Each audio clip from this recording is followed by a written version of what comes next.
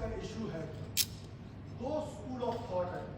ایک وہ لوگ ہیں جو یہ کہتے ہیں کہ یہ معاملہ سیاسی ہے، اور ایک اسکول آف تھاٹ کہتا ہے کہ یہ معاملہ سیاسی نہیں ہے، یہ پیورلی ٹیررزم. اب میں آ جاتا ہوں کہ جو لوگ ٹیررزم کر رہے ہیں، جو لوگ وائلنس کر رہے ہیں، وہ کیا کہتے ہیں؟ یہ تو دو فریق وہ ہو گئے. وہ خود یہ کہتے ہیں، دونوں فریق اپنے آرگومنٹ دیتے ہیں، اس کے پھر میں بعد میں اس پہ آؤں گا. جو لڑ رہا ہے وہ یہ نہیں کہتا ہے کہ میں ڈپرائیوڈ ہوں اس لیے لڑ رہا ہوں، وہ یہ نہیں کہتا کہ میرے پاس سڑک نہیں ہے میں اس لیے لڑ رہا ہوں.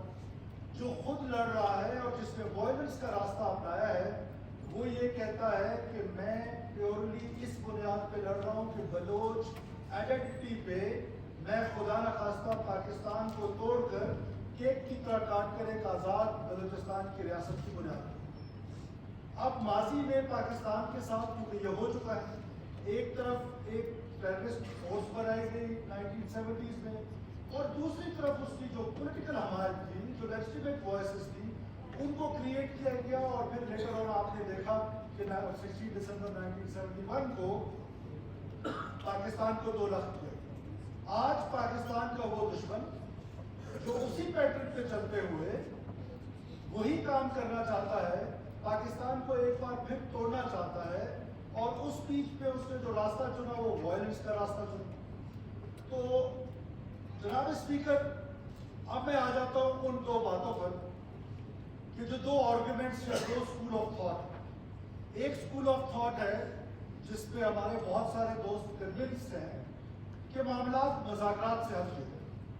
بہت ہی خوبصورت بات، کتنی آئیڈیل سچویشن ہو کہ مذاکرات ہوں اور مذاکرات کے نتیجے میں بلوچستان میں امن ہو. لیکن جناب اسپیکر، جو لوگ انسرجنسی کو پڑھتے ہیں، جو لوگ سیپریٹسٹ موومنٹ کو پڑھتے ہیں، اور جو تھیوری ہے اس میں جو لوگوں نے اب ڈاکومنٹ کرنا شروع کر دیا ہے، کسی کو صحیح لگے یا غلط لگے، پوسٹ ورلڈ وار 2 جتنی بھی دنیا میں انسرجنسیز ہوئی ہیں، ان کی جو اسٹڈی ہوئی ہے اس میں 36 کیسز میں انسرجنٹس جیتے، 38 کیسز میں اسٹیٹ جیتے. اور دونوں صورتوں میں مذاکرات تب ہوئے جب بیٹل فیلڈ پہ فیصلہ ہوا. اس کا فیصلہ کسی کو اچھا لگے برا لگے ہونا بیٹل فیلڈ. ہم مذاکرات کے حامی ہیں. کانسٹیٹیوشن آف پاکستان کے اندر رہتے ہوئے آپ بار بار کہہ رہے ہیں مذاکرات کا، کر کون رہا ہے آپ سے مذاکرات؟ اگر یہ پولیٹیکل مسئلہ ہے تو بالکل جائز تجویز ہے جان بلوچ صاحب کی بھی اور باقی دوستوں کی، APCs بلائیں، اس پر بیٹھیں، سیاسی مسئلہ حل کر لیں. سیاسی مسئلہ بلوچستان کا کیا ہے؟ آنیسٹلی اسپیکنگ سیاسی مسئلہ بلوچستان کا یہ ہے، الیکشنز پہ اعتراضات. یہ کیا پہلی دفعہ ہو رہا ہے کہ الیکشن پہ اعتراض ہے؟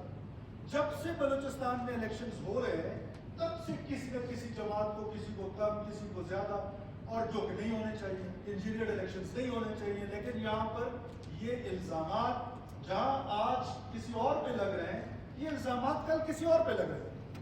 اور یہ ٹاک آف دا ٹاؤن تھا کہ ایک زمانے میں کسی پولیٹیکل جماعت کا نام لینا مناسب نہیں ہے، ایک جماعت کو کہا جاتا تھا کہ کھٹکوں کی موجودگی میں آپ کو فوجدار میں کھڑے کر دیتے تو آپ اپنے کینڈیڈیٹ جیتے. کیا ہم نے نہیں دیکھا کہ کوئٹہ، نوشکی، چاغی سے لے کر یہاں تک بلوچ بیلٹ میں ایک پشتون MNA تھے؟ تو یہ ساری چیزیں جو ہے وہ تاریخ کا حصہ ہے. سیاسی معاملات تو یہ ہو سکتے ہیں، اس پر ڈبیٹ کی جا سکتی ہے اور پارٹیز کانفرنس بلائی جا سکتی ہے، بار بار اس پر دونوں پوائنٹ آف ویو کو سنا جا سکتا ہے، پھر اس کا بہتر سولوشن نکالا جا سکتا ہے. جناب اسپیکر، کنفیوژن کہاں ہے؟ جناب اسپیکر، کنفیوژن جو ہے وہ اس پوائنٹ پر ہے کہ جو لوگ وائلنس کا راستہ اختیار کرتے ہیں، what ever the reasons was.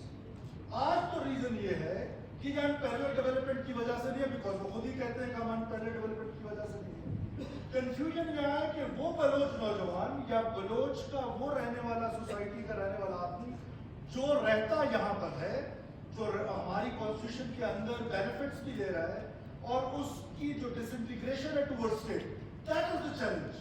اس کو